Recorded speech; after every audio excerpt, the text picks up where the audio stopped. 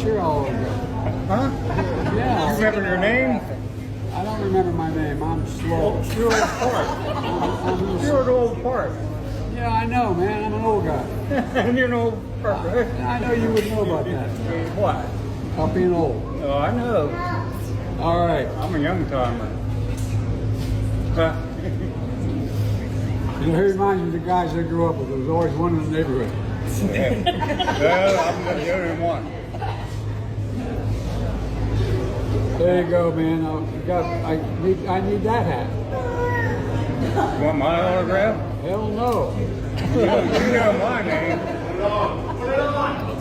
Come on. I ain't going that far. Yeah. You said you would do a selfie. There you go.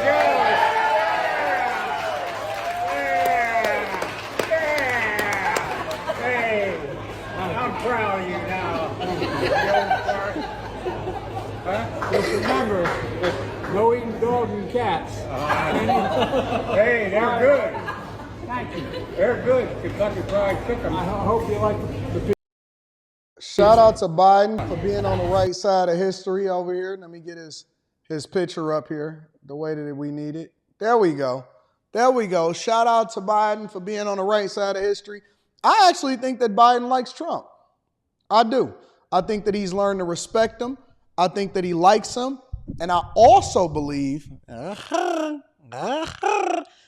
believe that Biden is salty. Absolutely. Not salty about what happened to him at the debate, because we already know what happened at the debate. That goes without saying. We've covered it back and forth, dissected it. It was all what it was, right? Not salty about that. I believe that Biden respects his opponents, but I don't believe that he actually respects the person that pushed him out of the White House. Let me recant that. I don't believe that he respects the people that plotted to get him out of the White House. Now what you see is tongue-in-cheek, and we can all say, oh, no, he was just joking.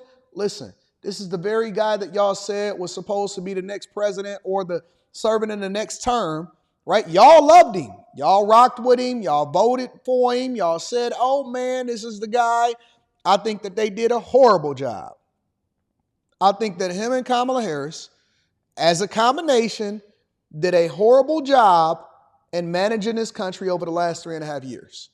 Substantiated by the fact that we got multiple different wars, that our borders is open, and then obviously he wasn't a great manager. Listen, Biden is a good number two. He's a Robin.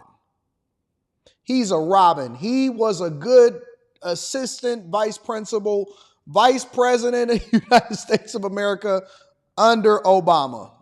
Biden was a Robin. None of us ever seen Biden as presidential. It was something that he was given, his rite of passage. I think that they finessed the White House, so on and so forth. So we can say the good and the bad. The good is that I think he respects his opponents. The bad is that he was never, ever presidential. And so what you've seen during his tenure in the White House, and then also what shows that he's not presidential, is the person that he wound up picking that pushed him out of the White House. Come on now. Come on. We all know that Kamala Harris was a DEI pick. We know this. Well, how do we know this?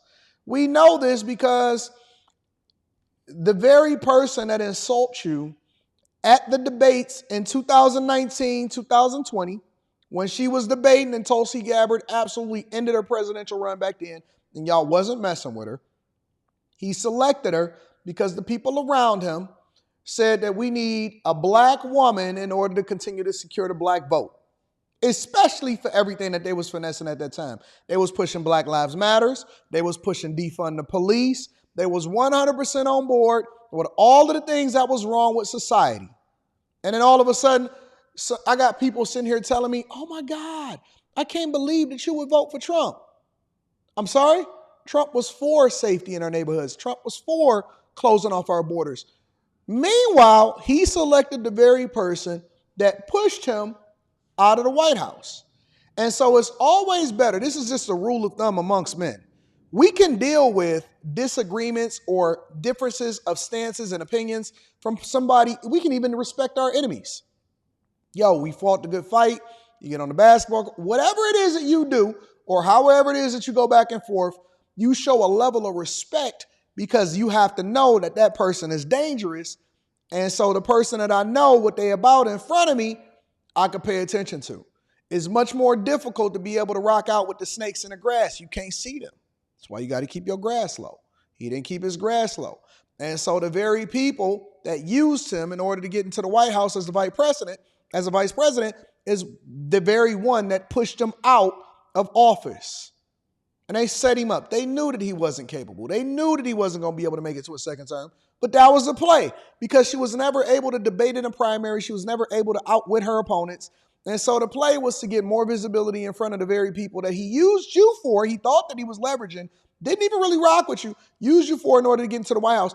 And you know what the interesting thing about this? I remember in 2021 on the Millionaire Morning Show, I was doing shows where I was breaking down that there were rumors coming outside of the White House that Kamala Harris was very, very, very difficult to work with.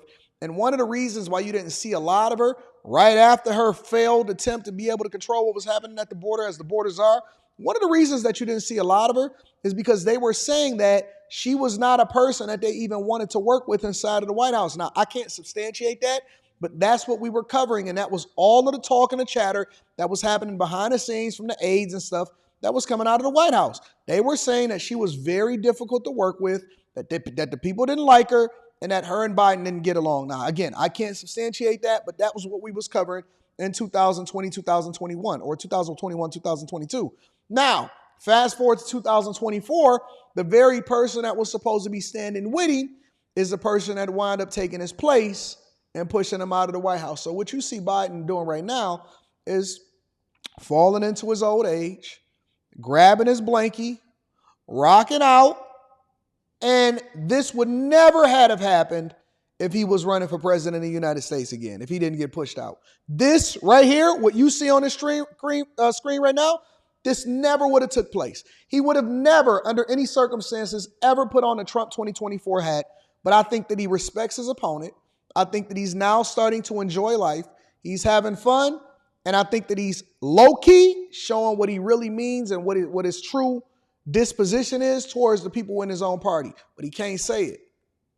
He can't say it. He's a 50-plus year Democrat. He can't say it out loud. So he's basically showing you, this is my opinion of it. I believe that he's showing you the quiet part out loud, and he doesn't actually agree with what it is and how it is that he wound up getting pushed out of the White House in the first place. That's just my opinion. I'm curious as to what y'all think. What do y'all think? Do you think that Biden would ever, under any circumstance, would have put a Trump 2024 hat on? And we're going to talk about this on After Hours, so make sure y'all tap in.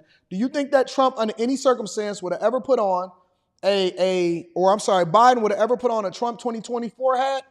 Or do you think that this is like a low-key shot at the very people that pushed him out? I love you. I appreciate you. Make sure you tap into the Patreon. Link is in the description, as well as pinned to the top of the chat. Also, Teach Hanley, 40% off your first order plus 20% off of life. Let's get it, y'all.